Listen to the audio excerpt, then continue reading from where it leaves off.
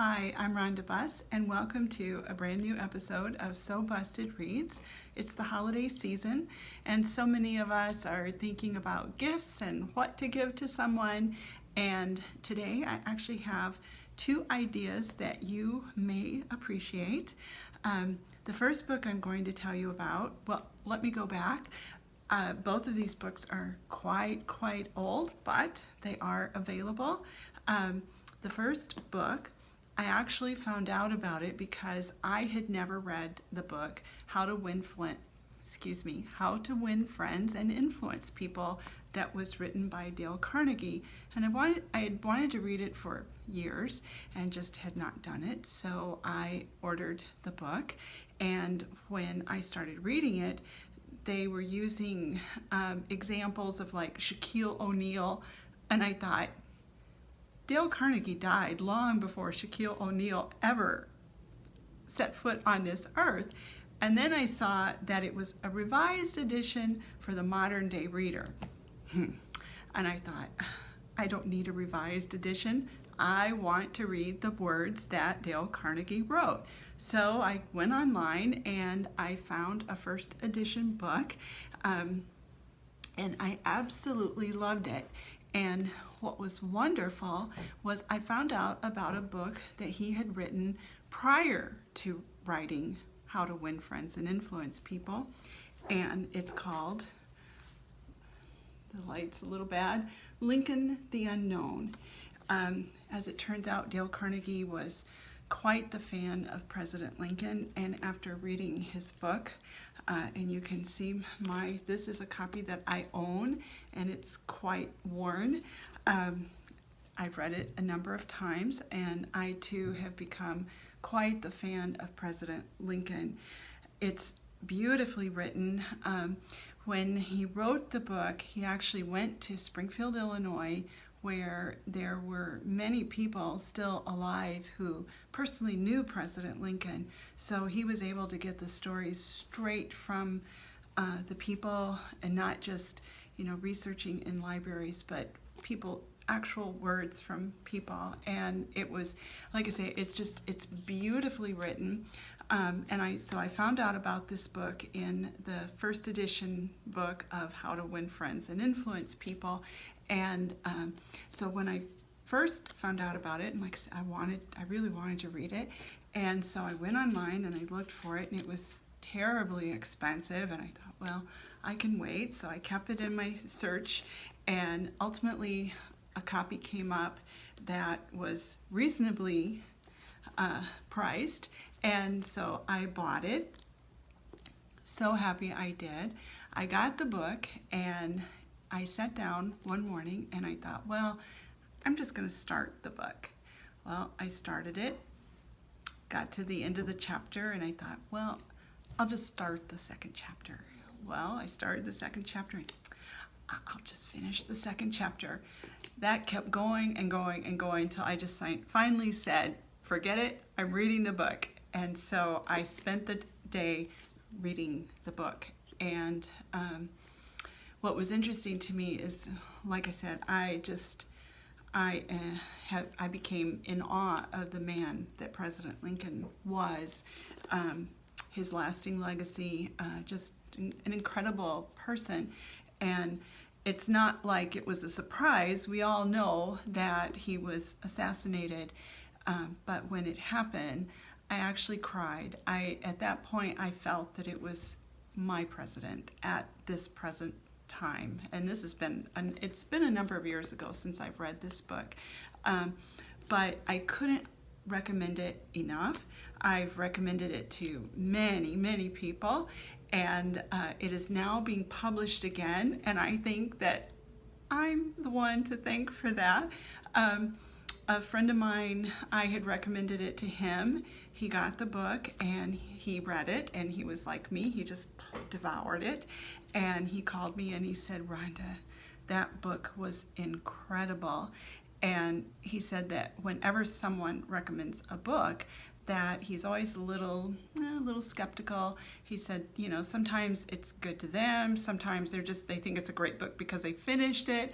And he said, but you were right. that was one of the best books that he had ever read, and it's how I feel. I've loaned, like I said, you can see my cover is quite tattered, but I have loaned it out, but I always tell everyone that you are risking your life if you don't give it back to me. So far I've always gotten it back. But now it is being published again, and there'll be a link below in the comment section where you can go directly to Amazon. I get nothing for this, so you're all on your own. But I saw that it's, I think, a paperback version, but $8.99. Another friend of mine read the book, and I think she bought 20 copies of it to give as Christmas gifts. It is great for young people, middle-aged people, old people.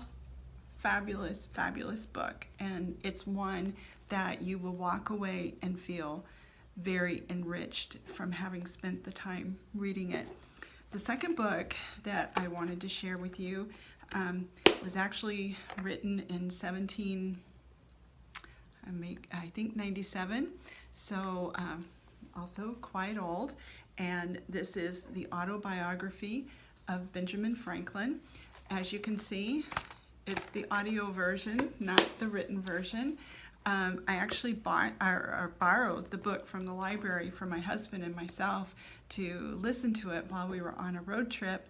We both enjoyed it tremendously, and I knew that we had Benjamin Franklin to thank for many things, but I was surprised to find that we have our public library, streets and sanitation, the list goes on of all the things that he did to enrich our lives. And this is the first audiobook that I've listened to that I then went back and read, because there was so much in the book that, you know, listening to it while on a road trip, it was entertaining, it was interesting, I enjoyed it, but it's a very rich read.